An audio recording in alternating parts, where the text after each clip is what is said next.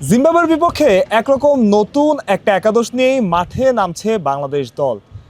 যে দলটাতে লিটন কুমার দাস নেই, তাসকিন আহমেদ নেই, নাহিদ রানা নেই, মেহেদী হাসান মিরাজের মতো ক্রিকেটার নেই, নেই শরীফুল ইসলামও।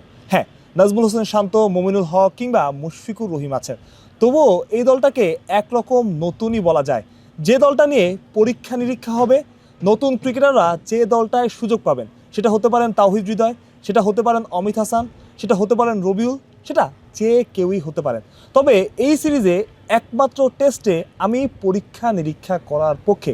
বহুদিন ধরে আমরা এই কথাগুলো বলে আসছি, জিম্বাবুয়ে, আয়ারল্যান্ড কিংবা নেদারল্যান্ডসের সাথে যদি আমরা আমাদের স্ট্রেংথ পরীক্ষা না করি, স্ট্রেংথ পরখ না করি, তবে আর কোন দলের সাথে করব?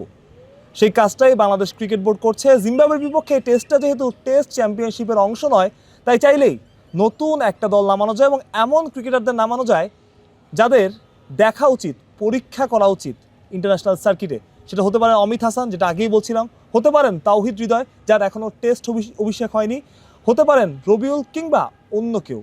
তবে আমি চাই এমন একটা একাদশ মাঠে নামুক যে একাদশটা জিম্বাবুয়েকেও চমকে দেবে। আমার একাদশে কে কে আছেন এখানে একটা কথা বলে রাখা, কেমন একাদশ হচ্ছে সেটা আসলে অনুমান করা কষ্টসাধ্য। কারণ বাংলাদেশ দল কি ভাবছে সেটা তারাই ভালো বলতে পারবেন। কারণ নতুন একটা দল, অনেক পরিবর্তন আসবে। আমি আগেই বলছিলাম লিটন কুমার দাস নেই, নাহিদ রানা, তাসকিন আহমেদ, শরীফুল ইসলাম কিংবা মেহেদী হাসান মিরাজ নেই। সুতরাং তারা কি চিন্তা করছে সেটা তারাই ভালো বলতে পারবে। একজন দুজন চেঞ্জ হলে হয়তো আমরা জানতে পারতাম। যেহেতু পুরো দলটা নিয়েই প্রশ্ন, তাই সেই দলটা কেমন হবে সেটা জানার চাইতে বরং কেমন দল হওয়া উচিত বা আমরা কেমন দল চাই সেটাই আলোচনা করা উচিত। এবং আমরা অবশ্যই শুনবো যে আপনারাও আসলে কেমন একাদশ চান। আমাদের একাদশটা আমরা বলি এবং কেন এই একাদশটা সেটাও আমরা ব্যাখ্যা করব।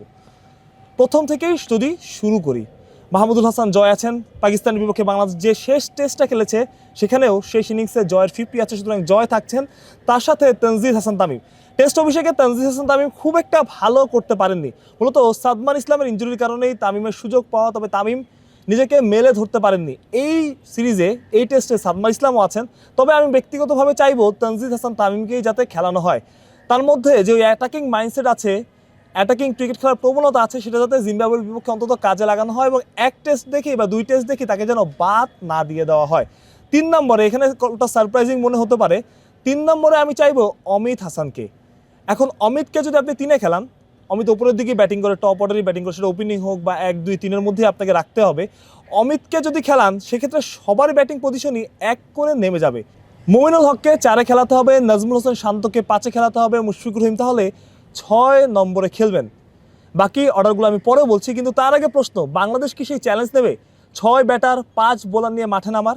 অমিত হাসানকে কি সুযোগ দেওয়া হবে এবং ব্যাটিং অর্ডার যে চেঞ্জ করার যে ব্যাপারটা, সেটা কি বাংলাদেশ দল করবে? যেহেতু তারা অনেক দিন ধরে খেলে আসছে, 3-এ মমিনুল, 4-এ নাজমুল হোসেন শান্ত কিংবা 5-এ মুশফিকুর রহিম, সেই জায়গাটা কি পরিবর্তন করবে? কারণ 6 নম্বরে লিটন কুমার দাস খেলতেন, সেই জায়গায় তো অমিত হাসান খেলতে পারবেন না। নাকি অমিতকে রেখে মাহিদুল অঙ্কনকে খেলানো হবে, যেহেতু মাহিদুল অঙ্কন 6 বা 7-এর জন্যই তাকে টেস্ট ক্রিকেটে বিবেচনা করা হয়, উইকেট কিপিংটাও পারেন।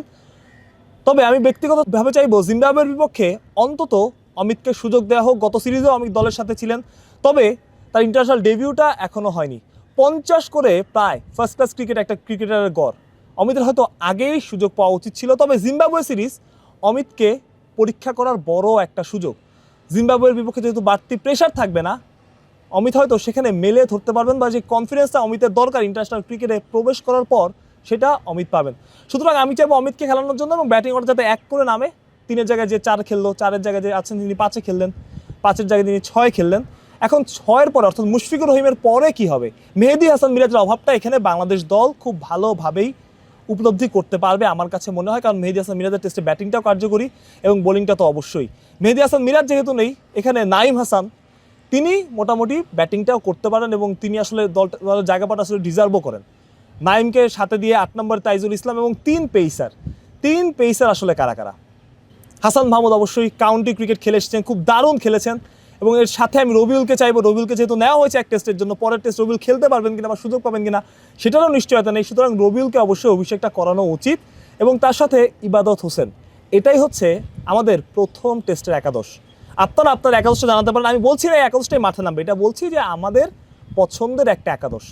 আপনারাও আপনাদের পছন্দের একাদশটা জানাতে পারেন। তার আগে জানিয়ে রাখি, আগামীকাল বাংলাদেশের ম্যাচ দুপুরে, যেখানে হারারেতে বাংলাদেশ দল জিম্বাবুয়ের বিপক্ষে একমাত্র টেস্টে মাঠে নামবে।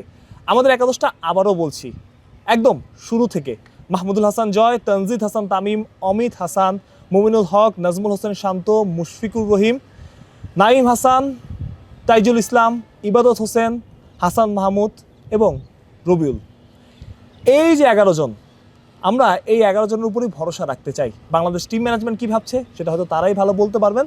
তবে আমি চাই এই 11 জনই খেলুক এবং অবশ্যই আপনাদের একাদশটাও জানতে চাই।